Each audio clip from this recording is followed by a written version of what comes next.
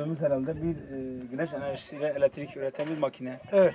Yani bununla ilgili biraz bize anlatır mısınız? Şimdi Nasıl eskiden hep karanlıkta kalıyorduk.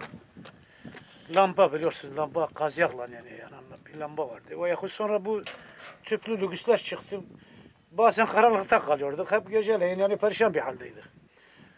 Çok istedik, elimize geçmedi yani ceyran çekmek için. Eski partiler, şimdi yeni partiler ceyran getireceğiz, şunu yapacağız, bunu yapacağız. En son baktık çaremiz yok yani. Kendi imkanlarımızla bu güneş enerjisini getirdik. İşte bu bir senedir ola. Allah'a şükür yani.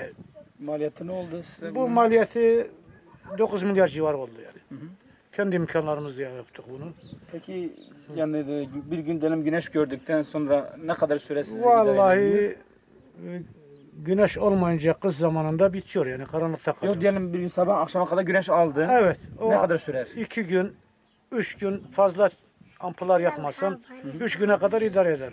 Ondan sonra karanlıkta kalır. Peki üzerinde büyük bir şey çalışabiliyor musunuz? Çamaşır makinesi veya buzdolabı falan çalıştırabiliyor Valla musunuz? buzdolabı çalıştırıyoruz, televizyon çalıştırıyoruz.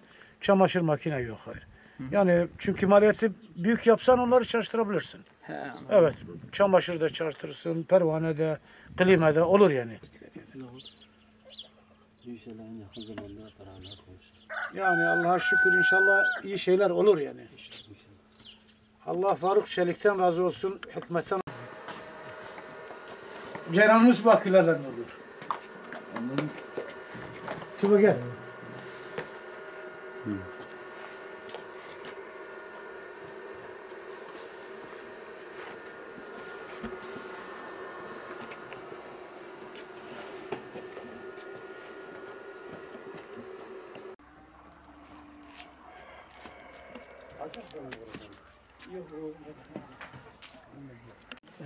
Mehmet abi, Buyur abi. siz ne zamandan beri burada oturuyorsunuz? Abi ben hele ben doğdum burada, bu gördüğünüz mağarada ben doğdum.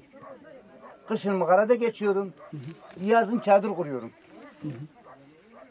Yani artık benden sonra benim dedelerim, babalarım, mezarları hepsi budur mevcut. Hiç devlet bizi hiç görmedi mi? Hiç görmediyse televizyonda görsün. Örnek alsın. Biz de vatandaş. Başka yerden gelmedik. Gelsin de bizzat halimizi kendi görsün. Kimse iş başında. Abi zaten su hele yok. Bak karşıda inek, köpek suyun içinde, biz orada geçiyoruz. Elektrikimiz yok. Tarlamız yok. Biz keşke Suriyeliler geldi. Çadır kente yaşıyorlar. Böyle o biçim yaşıyorlar. Keşke o yaşantı bizim elimize düşse. Bizde yok, bir şey yok. Yani ölüm kalım meselesi bizim. Elektriğiniz niye yok? Niye size elektrik getirilmiyor? Ya herhalde devlet bizi tanımıyor. Biz vatandaş olduğumuzu devlet görmüyor. Gelsin de görsün neye yoktur, ne için yok. Başvuru yaptınız mı mesela elektriğin gelmesi için? Abi başvuru yaptık, şikayet ettik. Bizim tabii dilimiz yok. Nereye gidiyoruz biz? Ya Viranşehir'e gidiyoruz. Ya Ceylanpınar'a gidiyoruz. Kim bizi sirkeler? Kimse tanımaz. Tamam olacak. Hani ne zaman olacak? Bak. Halimize bak. Peki suyunuzu nereden getiriyorsunuz? Su parayla. Para sana vereceğiz. Senin tankerin var. Tankerle bize getirir. Nereden getiriyorsunuz yer olarak? Yer olarak Karatepe'den getiriyoruz. Köyden getiriyorsunuz. Evet.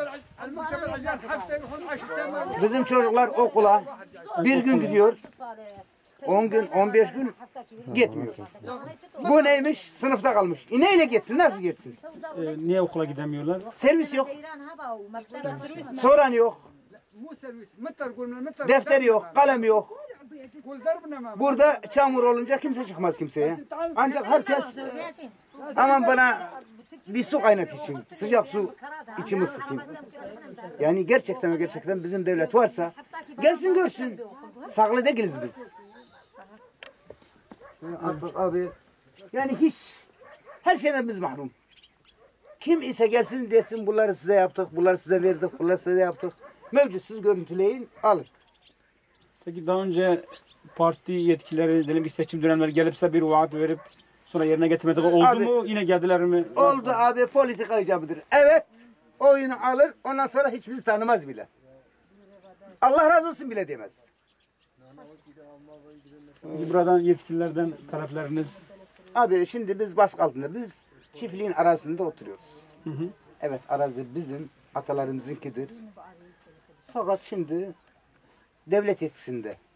Vallahi ne suyumuz, ne elektrikimiz, ne bir yere çıkabiliriz. Sus!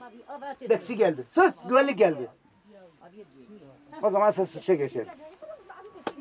Yani siz şu anda da resmi olarak bir hakkınız yok mu?